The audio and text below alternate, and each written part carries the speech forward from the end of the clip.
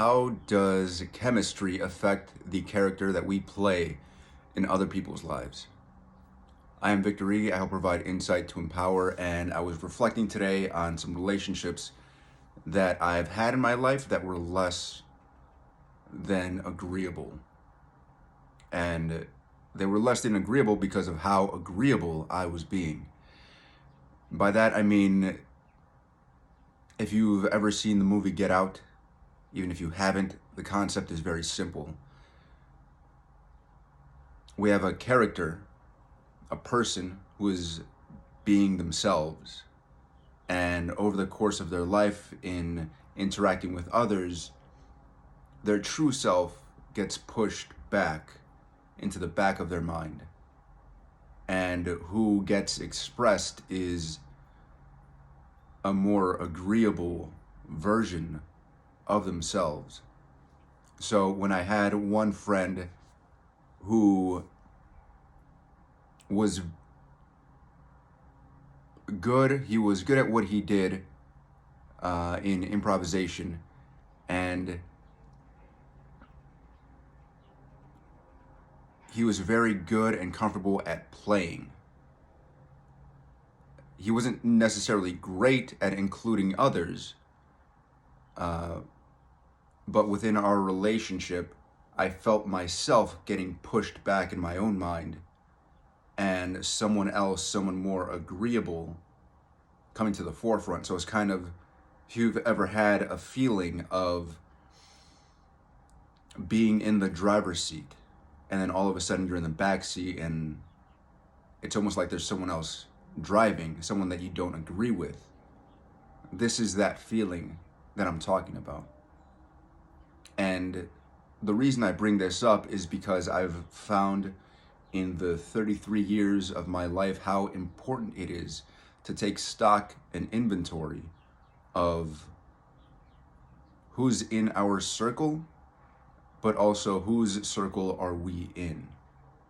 Who's in our circle, but whose circle are we also then a part of? Because our chemistry, our brain chemistry, our interpersonal chemistry is going to inform and influence how we interact with others. And if we don't like maybe that we're being secondary or supporting characters in other people's lives, we're not being the hero or heroine of our own journey, then it's a pretty clear sign that we need to take inventory of who's in our lives and who we allow into our lives and who we allow ourselves to be in other people's lives. There can be times when we approach this mindfully. Like coming back to that improv experience of my own, there was a time where I reached a level where I could then turn around and help others develop themselves. So I could be a more supporting person, but in a way where I still respected myself and I was still in the driver's seat. So when you come across your own circles, your own friends, and this is why, this is like a really big point, is why solitude, why our soul, our spirit, our subconscious drives us, pulls us into solitude, is because our true essence is tired of being a secondary character in a way where, that truest part of us loses respect for the character, for our persona, for our ego, for who we think we are. We start to lose respect for ourselves, and that's when we're being pulled away from these circles, these friends, these sometimes fake people, sometimes real people who we're not fully conscious of within ourselves that we need to step up. So if that person is very real, very true, and their light is agitating our shadows, our inner demons, well, our inner demons usually head towards comfort, and usually in very toxic ways. So if if our inner demons, our shadows, are being inflamed or agitated, that's when our soul, our subconscious pulls us back and tries to get us to take inventory. In another way, this is a very important reminder of why meditation and journaling are so talked about. I won't even say like so important, but so talked about by people in these, self-healing, personal growth and development circles, is because it's so much easier to do a math problem when you can see it on paper. And so it's so much easier and insightful when we can see our problems on paper. It's a little more objective. Even in meditation, when we have this issue, our mind and emotions are holding on to this issue within our field. When we stop to breathe, to relax, to allow our nervous system to down-regulate into a rest and digest state, to a more regulated state, our mind tends to be quieter. And when our mind is quieter, it's not trying to solve this issue, because the mind doesn't really solve an issue, it simply narrates the issue.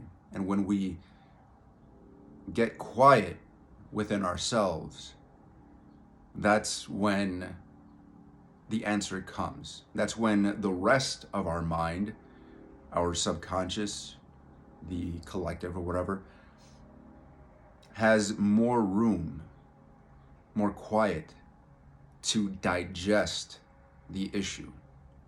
When it fully digests the issue in that inner and relative silence,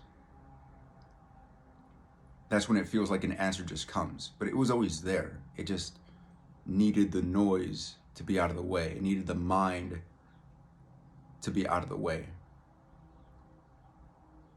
Right? Our mind doesn't, right? Because our mind doesn't solve the issues, or at least our conscious mind, right? It's simply narrating. When it gets quiet and stops narrating what's in front of it, that's when the rest in that silence actually speaks. It's such a paradoxical way to phrase it, but silence speaks and speaks volumes. When we're quiet, when I've been quiet,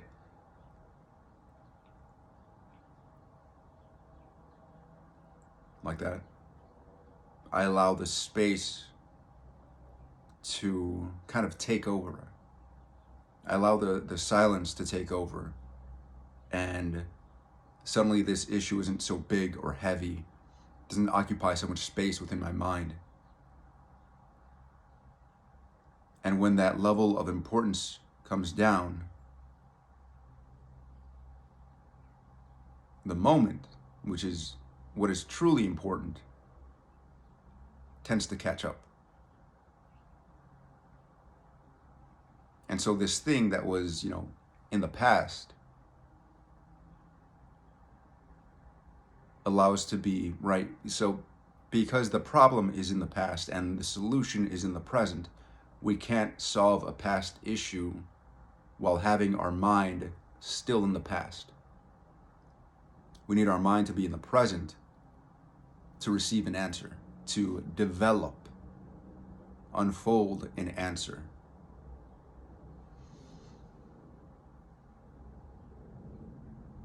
So when I get quiet within myself, I'm leaving that part of me behind, so that the part of me that has the answer can come to me, and also I'm moving towards it. So I'm moving away from the past towards the future. I let go of the issue and the answer just comes. And that happens really because my mind is already holding the issue, and at the same time, and plus, I'm getting quiet. I'm sitting with it. That's really it right there. Is I'm sitting with the issue. So the issue is like my inner child or a friend, and I'm just sitting there and listening. And now instead of identifying as the person who has the problem, I'm identifying as the person listening to the issue. And that's really what gets in the way a lot of the times, is that we're still identifying as the person with the issue instead of the person who already knows the answer, right? Because we feel the answer. If there's a person in your life and you're starting to question what role they play in your life and what role you play in their life, that's something to pay attention to. The part of you that questions, that doubts, that wants to get clear. Because if I then switch to being the one who's listening to that issue within myself,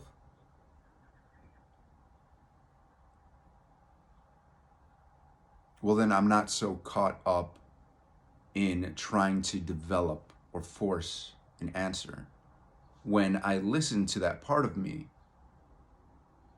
I know how I feel about the issue or that part of me. So let's say that part of me is an aspect of personality within my overall personality. That part of me is an aspect of my whole self. And so it's coming to me, to the whole self, with an issue. And it's not even about the issue, it's how I feel somatically in my body about this aspect. Not about its problem, but about the aspect. How do I feel about this personality within me? And therein lies the answer.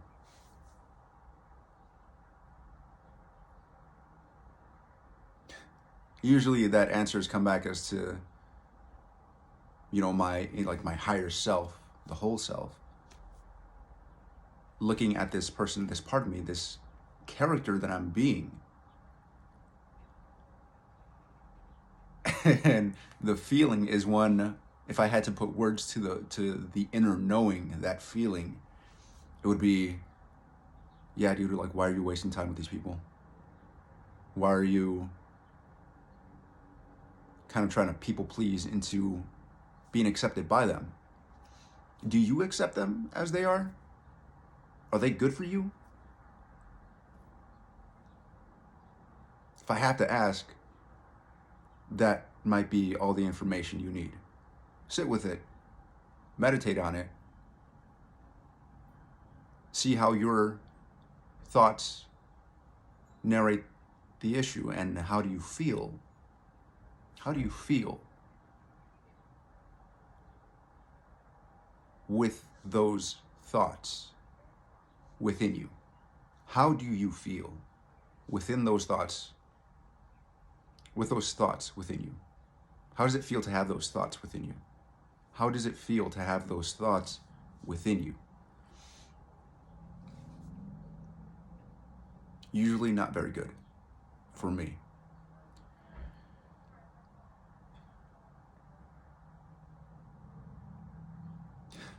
How does it feel to have those thoughts within you? Let me know in the comments below. Like, subscribe, share. Appreciate it. I love you. Peace.